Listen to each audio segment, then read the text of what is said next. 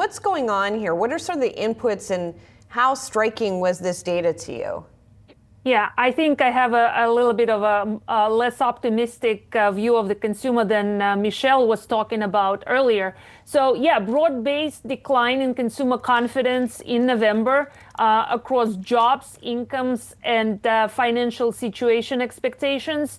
And that is probably due to a government shutdown. Remember, we were still, in a shutdown kind of mode during most of November. And I think we will see next month. But a couple of things that worry me about this data is that financial situations, families' financial situations assessment actually faltered quite significantly in November. And this, how much does it have to do with the shutdown itself? So families know about what their finances are, right? So they're talking about their own assessment of their own finances, and that was not pretty. So consumers actually cut on spending plans for services, amusement parks, things like that. So that is also telling me that discretionary spending plans at least are declining. And of course, the labor market differential always gets a lot of attention too. The share of consumers who say jobs are plentiful, minus the share saying hard to get, it was down again in November. We had been up a little bit in October. And Yelena, you know very well that we haven't been getting jobs data. We're not going to get the report for October, for example. So what does this maybe indicate about that? Continued lack of churn in the labor market. It's kind of like frozen. I think we're not laying off a lot of people. We're not hiring a lot of people. But the unemployment rate continues to creep higher. And the labor differential from the Conference Board survey actually has quite a lot of correlation with the unemployment rate itself. So the labor differential index has been on a consistent downward trend this year, despite that 1 month of a pickup in October.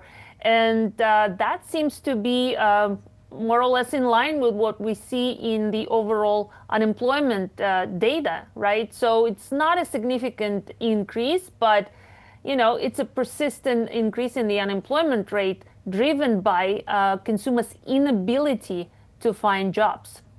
I was also struck by the demographic differences, right? Because on the one hand, we keep hearing that young people are having more of a tough time getting jobs, but confidence is improving for people under 35. Confidence not great for people over 55, even though you would think those folks would be watching the market go up and maybe be happier. I don't know. Yelena, what do you think of those various breakdowns? I think it's misleading to look at month-on-month fluctuations in the data.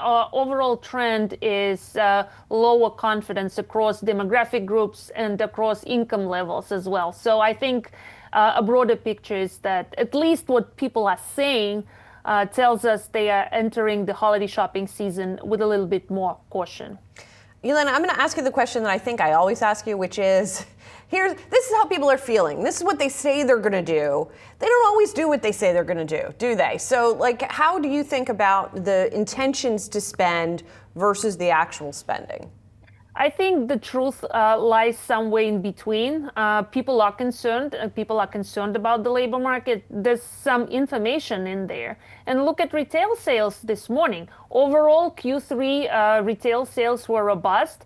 If you look at the data for the quarter overall, it's still tracking very well and suggesting consumer spending in real terms will be pretty robust in the third quarter whenever we get the results.